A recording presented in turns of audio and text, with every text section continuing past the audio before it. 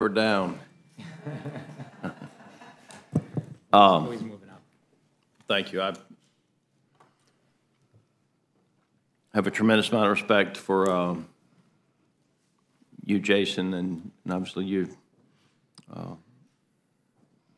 sorry, Congressman Crow and Congressman McCall, the other congressman as well, but I am going to focus on Afghanistan.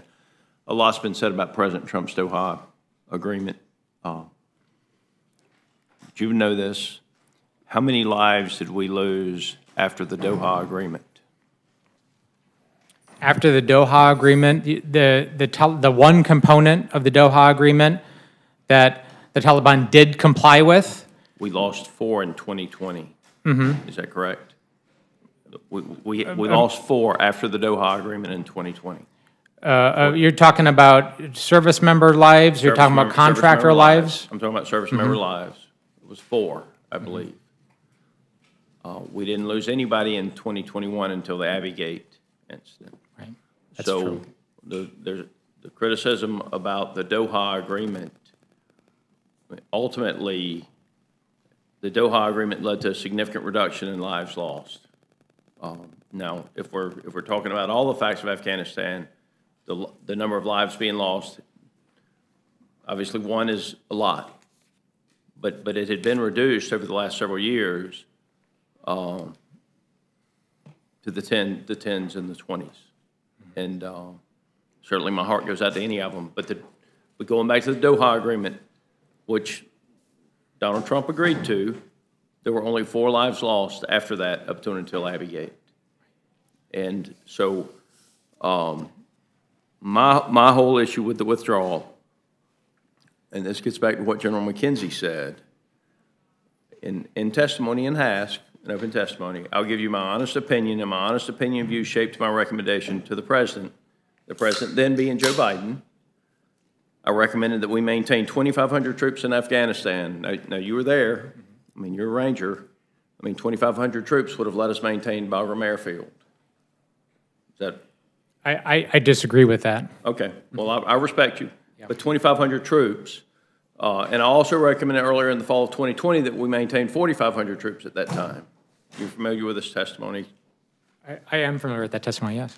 I also have a view that the withdrawal of those forces would lead inevitably to the collapse of the Afghanistan military force and eventually the Afghan government.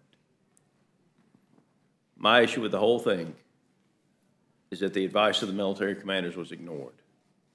And had the advice of the military commanders not been ignored, I do not believe Afghanistan would have collapsed the way it did.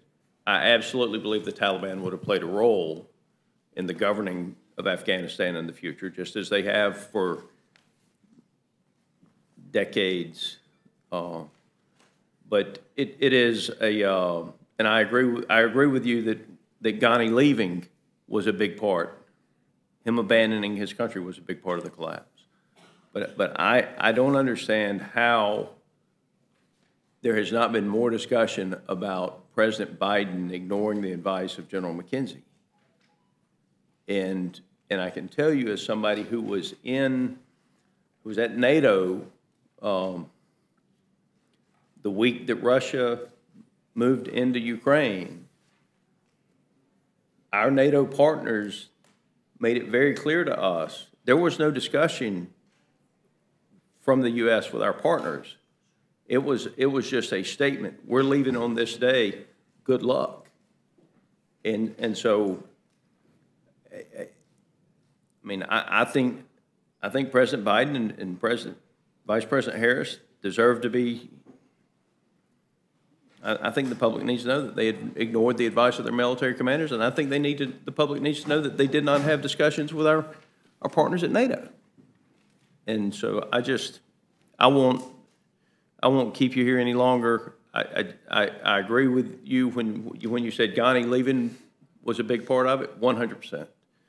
But to blame President Trump for Doha, after he signed Doha, we lost 4 lives until the Abbey Gate incident, and my heart goes out to all of them. But with that, I don't have any questions on the other issue, and I appreciate both of you on this issue and just differences of opinion.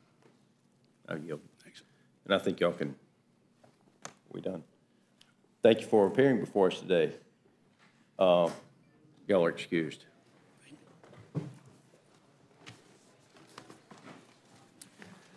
All right, Yeah. eventful, as always, eventful, as always. You know, they go to zero is why Donnie left. Go to zero just left it in shambles, right? Yeah, yep. Well, to your point, actually, I actually agree with you that it was dope. Trump withdrew from the JCPOA. Yeah, but They did stop. they're getting back into it. No, they didn't. Or they could have. No, they didn't. Man, Biden there were other, Biden tried to get back into it, but it was yeah, you're right, there were other agreements. You're right. Yeah, well, that was a huge issue. All right. Chair would like to welcome the third panel, Representative Fitzgerald and Ranking Member Nadler from the Committee on the Judiciary to the witness table. Representative Fitzgerald, I welcome your testimony. Whoops. Wait until he sits down.